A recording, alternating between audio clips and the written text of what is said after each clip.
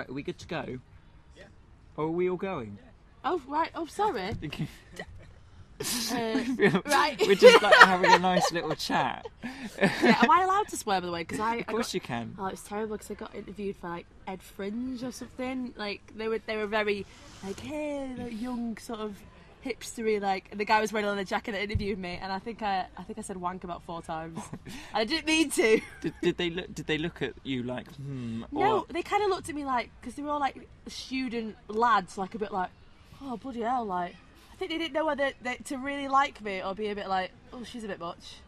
That kind of like, I don't think I've met a woman as forthright, like that kind of like, oh okay, I want you to mother me. But well, I don't know. Like, it was just a very strange dynamic, like surrounded by all these young men. Really very strange. What conversation led you to say wank a lot? Was it? Okay, right. I think they asked me what I would do if I was a man for a day, and I think and I'm just being honest. Apparently, nobody else had said the answer, and that's a lie. Like, that is a lie. I'm sorry. You would. I was trying to think of something really poetic, like, oh, I'd fight for women's equality. But no, I'd probably just, just. No, it's. Like, maybe I could do both at the same time. I don't know. Like some sort of protest somewhere. As a man, no, as a woman to man, yeah. But I should have said this again, because that's another thing that's now on the internet with me saying, okay, awesome work here. So good. Yeah, every interview you have now is... Now I've got to insert the word wank. Lovely. So I'll get a really weird following by the end of Edinburgh. I don't know who my core audience is going to end up being. Well, it's a risk, isn't it? Because it's your first show. Yes. First solo show, or you've been up here before doing other things? I've been up here for quite a few years, but like 1 year I worked up here, did like the box office for a month. Another year I was a flyerer, and then... You flyered? Yeah, for a couple of weeks. Was that soul destroying? Or yeah, really soul destroying. I think I only lasted like a week and a half, and then I kind of stopped. Just didn't turn up. Yeah, just because I don't know what it is about me. I've been flying my own show a bit this year as well, and it happened again for some reason. I don't know whether I look wise, which I don't think I do, but I just get asked for directions. But to other people's shows, other more successful comedian shows, so I'll be like, "Hey guys, when you doing it? Like, oh, do you know where this guy? Yeah, he's over there to the right. Yeah." Like, all last year, cause I did a double header show last year with a guy called Tony Jameson, and so it was like he did half an hour, I did half an hour. But our show was on the same time as Tony Law, so every time we tried to flyer anybody around the stand, we'd be like, "Hey, do you want to come and see her? I know I'm seeing Tony Law." "Yeah, I would." Like, you couldn't, there's nothing you could say to that. And he's on at the same time as me this year again. It's like, why are you doing this to me, Tony Law? And I've not met him properly yet, which he just kind of like nods to me when I'm flyering, like, "How's it going, man?" Like, "It's fine. It'd be better if you were an hour later." But he's brilliant, so you can't really say anything to anyone when they go, "Seeing Tony Law." Yeah. So you just the way you flyer is just around the venue and just before the show, seeing. Kind of. I mean, I'm trying to work it out what's the best way to do it, to be honest. So, like yesterday, I did a couple of hours beforehand, but I kind of went. Actually, no, I shouldn't be admitting this, because they might, if anyone sees this from the Pleasance of the Girly Balloon, they'll be like, "Keep an eye out for her."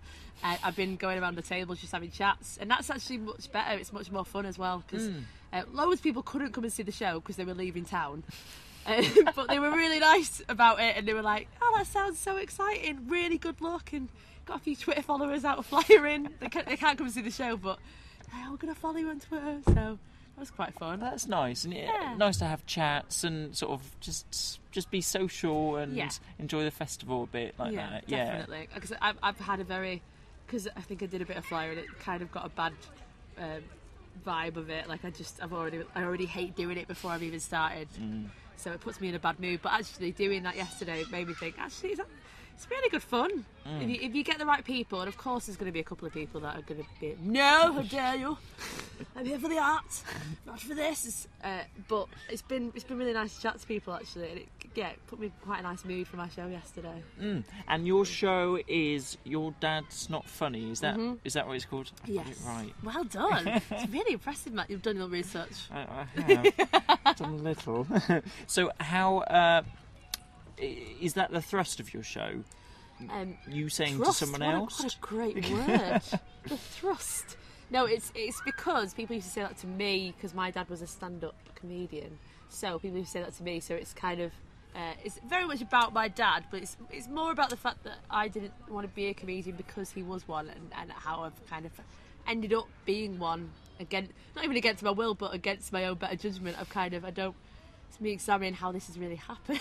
You've completely fell into it. Well, yeah, kind of. It wasn't. Yeah. You didn't have a career plan. No, not at all. Yeah, it was. I was definitely when I was a kid and a teenager. I would never. Nope. Stand-up's a dreadful job. What a horrible thing to do. No, it's rubbish. During my teen rebellion, so I think I wanted to do something like writing, or I did a university degree that was it was like media and performance, so it was loads of different things all together, like behind the camera, in front of the camera, behind the stage, because I didn't know where I wanted to head or go. But yeah, and then I did my first stand-up gig as part of a course at uni, because my brother Frankie really encouraged me to do stand-up, and I thought, all right, well, I'll try. Give it a go. Yeah. And I really loved it. So, and I hate admitting that because people get really snobby when, oh my god, you've done a stand-up course. Oh, you're one of those people. But to be fair, if I hadn't have done it, I like to think eventually I might have given it a go. But it really gave me the confidence and courage to do it. And you can't teach people to be comedians or to be funny. You can try and give them certain skill sets, in order for them to do it. But it's all very much. To be a stand-up comedian, it's just learning on the job. It's just gigging as much as you can. So I think the second gig I did, I absolutely died the worst death anyone's ever died at, like a gong show. I think, and the next one, I think I died again, and I just kept dying less and less and less, and that's really where you earn your stripes. Until eventually did 5 minutes at a gong show. I think I lasted like 30 seconds, then a minute, then like a minute and a half, then 3 minutes, and you really do earn your spurs doing that kind of thing. But it was always performance you wanted to do. You always drawn. No, not when I was a kid. Yeah, like when I was very precocious and I wanted to be an actress or a singer or something like that. I wanted to be in musical theatre or wanted to that kind of thing. And then kind of swayed away from it sort of when I was a teenager because we were encouraged to be. I did it in my show actually because we were encouraged to be performers. It was so lovely in our house. And, like, you can do whatever you want. But as a result, like my rebellion was like, well, I'm going to go read some books, so I'm not going to do any performing. I'm going to be a writer. I'm going to be an inward person. So I think I was more geared towards maybe a writing career, possibly, or directing or something more behind the scenes. But then I've found this and I kind of love it. But now you're caught in it. Could you ever imagine not doing it? No, I don't think so. I'd love to, don't get me wrong, there's lots of things I want to do, and I'm sure that every stand-up there's things they'd quite like to achieve, like bits and bobs, like some stand-ups write books, some get into films and stuff, and there's little things that I'd like to do, but I truly just do want to do stand-up for the foreseeable future. Like I just want to be a really good stand-up. I haven't gotten into this because I want to be an actor. I am really bad at acting. Like I'm gonna level with you. I did a promo for this show, and it was a sketch with a guy called Ed Easton, who's wonderful. He's part of a sketch group called Gaines Family Gift Shop, which is on the Free Fringe, and it's very, very funny. It's 4 p.m. I think at the Blind Poet. If I've got that right, that will be astounding. And he did his little promo where it was this little sketch of me being like, "Oh, look at my program, look at my show," and him getting overexcited about Tony Law and Stuart Lee, not me. And he's so funny in it. And I think we did 25 takes because I kept corpsing. He was so funny, and I'm not very good at acting, so I think the one I picked eventually was the one where I'm still like so close to losing my shit. Like I'm like really, but it's the best one out of all the lot. And I just hope that people are watching him and not me, because I'm like.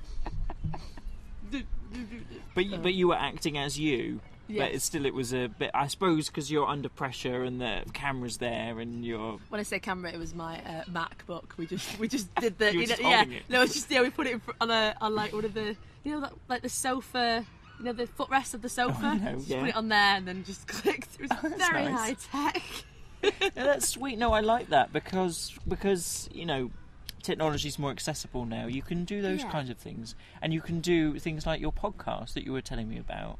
Yes, definitely. Which I have. Yeah, I mean, it's even better when you kind of know how to work the internet and actually do these things. Like, I've started a podcast, so It's great, and I really enjoy doing it, but I don't know how to get it onto the internet. So at the moment, it's there. But yeah, it's on the internet. Yeah, it's on my website. But yeah, so if you are listening to this and you happen to be like me, who loves stand-up but also loves musical theatre, what can I do?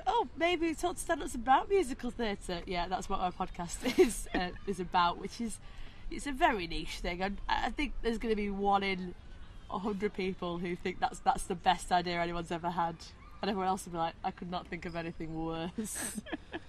Like, my fella hates musicals, hates them with a passion. He's like into F1 driving, so his way of relaxing is watching F1, and my way of relaxing on a Saturday afternoon is like putting on a bit of GG, kicking back. It's very rock and roll. Brilliant. So just say about your show again, you're at the Stand 4, which is a nice little room. It is a great room, actually, and like air conditioned out within an inch of its life. It's brilliant, like and just and the staff are just gorgeous there. It's a lovely place to be, actually. So yeah, Stand 4, 1:10 breakfast show. I know it's a lunchtime show, but in Edinburgh 1:10 is breakfast. So yeah, although it's not, Bridget Christie's is 10:11. That's super breakfast. That's crazy, isn't it? Yeah, it's great. I'm looking forward to watching that, actually. But yeah, 1:10, Stand 4. Your Dad's Not Funny. That's my show. Thank you so much for having me. Handshake. Help yourself to a biscuit. I've been really polite and not. Don't. You can pick out now. Oh yeah, I'll have a shortbread, because when in Rome, eat shortbread. Scotland. Yeah.